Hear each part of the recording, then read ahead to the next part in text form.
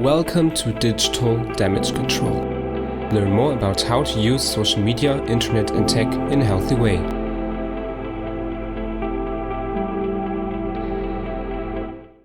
Hey there, I'm Timon. This is Social Media, Internet and Mental Health, this series. It's the first episode, but you should first watch the introduction that I made, otherwise you won't understand this video. Have you already done it? Great, then let's start. So the question of this series is, how does digitalization contribute to the occurrence of mental disorders? We know what digitalization is now, as we watched the introduction video, but we don't know what mental disorders are. In order to understand what mental disorders are, we first need to look at what mental health actually is and how it can be compromised. And that's what we are going to do now. There are different ways to define what mental health is. We want to focus on two definitions, the first one being from the World Health Organization. The WHO is the most important representative of the international classification of diseases. The second definition will be from the Centers for Disease Control and Prevention. It is the most significant representative of the Diagnostic and Statistical Manual of Mental Disorders. The ICD and DSM both include the classifications of mental disorders and are referred to the most and generally accepted in the psychological field. This is how the WHO defines mental health. Mental health is a state of well-being, in which an individual realizes his or her own abilities, can cope with the normal stresses of life, can work productively, and is able to make a contribution to his or her community. Multiple social, psychological, and biological factors determine the level of mental health of a person at any point of time. The CDC explains mental health in the following way. Mental health includes our emotional, psychological, and social well-being. There is general agreement that at minimum, well-being includes the presence of positive emotions and moods, the absence of negative emotions, satisfaction with life, fulfillment, and positive functioning. In simple terms, well-being can be described as judging life positively and feeling good. In order to understand what the WHO means with social, psychological, and biological factors, and what the CDC thinks of when talking about psychological and social well-being, we have to dive deeper into the field of psychology. Like this, we can gain a better understanding of how mental health can be viewed and explained. There are different ways psychologists view the world. It affects how they explain thought processes and behavior, as well as their definition of mental health and the treatment of mental illnesses and disorders. Naturally, each individual has its own unique view of the world, but there are a couple of movements and perspectives that could establish themselves over time. They have shaped modern psychology of today. Each approach is used in specific cases. There are 6 major approaches today's psychology can be traced back to: the psychodynamic, cognitive, behavioral, humanistic, biological, and cross-cultural perspective. 2 additional views get often mentioned on their own, but can be seen as subcategories of the 6 mentioned perspectives. Those are the evolutionary perspective and the systemic perspective. The psychodynamic perspective is about how past memories affect you subconsciously. Unconscious conflicts happening within you that you are not aware of have an influence on your behavior and thought processes. Behavior and feeling as adults, including psychological problems, are rooted in childhood experiences. One example is that hoarding behaviors could be a result of childhood trauma, or that nail biting may be caused by an anxiety-inducing childhood event. The psychodynamic perspective is used to understand behavior of people with mental illnesses. Important representatives of the psychodynamic perspective are Sigmund Freud and Carl Jung.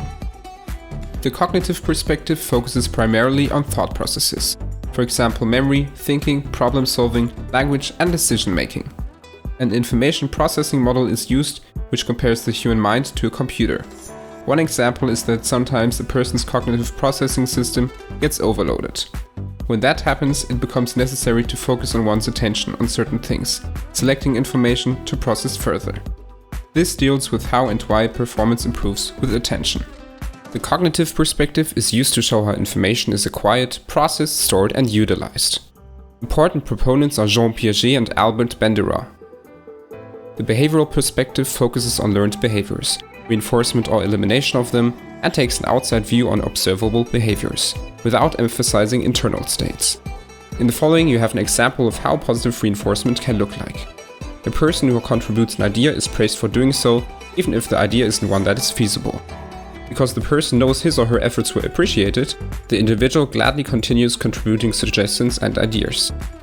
The behavioral perspective is used to understand and treat mental illnesses. Important proponents of the behavioral perspective are Ivan Pavlov, John B. Watson, Edward Thorndike, and B.F. Skinner. The humanistic perspective focuses on the person and their goals. It is about making a person the best he or she can be in the present, with self-actualization as goal. The past does not play an important role in this perspective. When parents explain the reasons behind rules or behavioral requirements to children, rather than taking a because I said so approach, that is an example of a humanistic take on setting limits. The humanistic perspective is about what drives humans to grow, and how they can change and develop their personal potential. Important proponents are Abraham Maslow and Carl Rogers. The biological perspective focuses on the brain and how brain chemistry makes you who you are. Also looked at in this approach are genetics, the immune system, endocrine system, and nervous system. Here is an example for the biological perspective.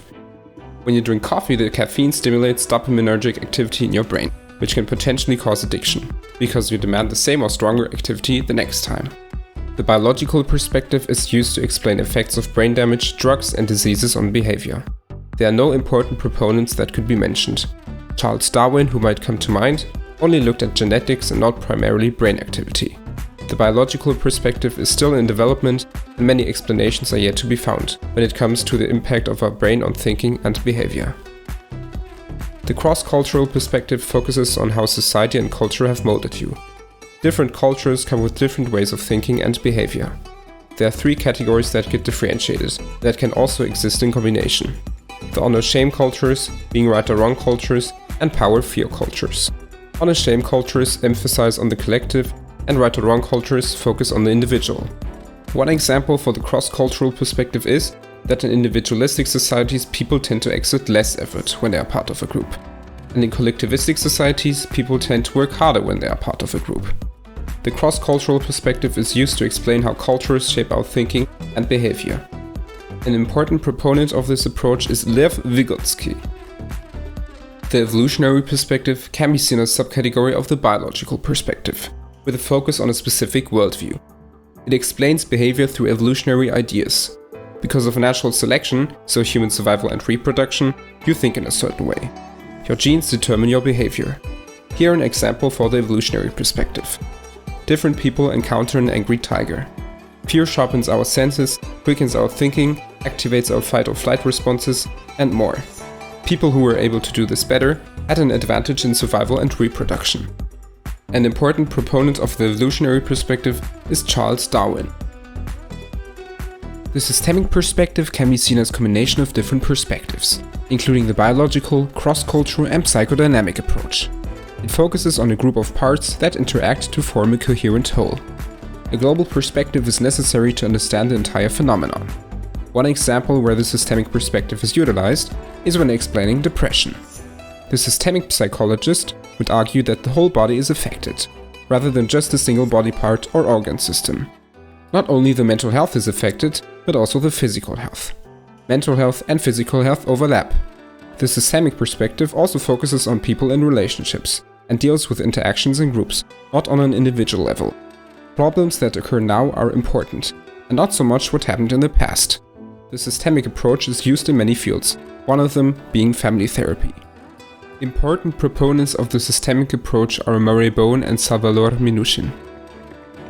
With the knowledge of different views in psychology, we can now understand the definitions of mental health from the WHO and CDC much better.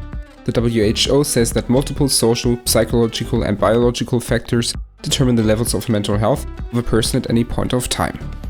Social factors that directly have an impact on health, called midstream social factors, are housing, transportation, other conditions in homes, schools, workplaces, neighborhoods, and communities, including conditions that produce stress and family disruption. We can state that the social factors mentioned by the WHO can be associated with the cross-cultural perspective. Psychological factors include things like cognitive factors, which can be associated with the cognitive perspective, behavior which can be linked to the behavioral perspective, motivation and personality traits which can be linked to the humanistic perspective, and emotional trauma, which can be associated with the psychodynamic perspective. The biological factors include things like neurological, chemical, and genetic conditions.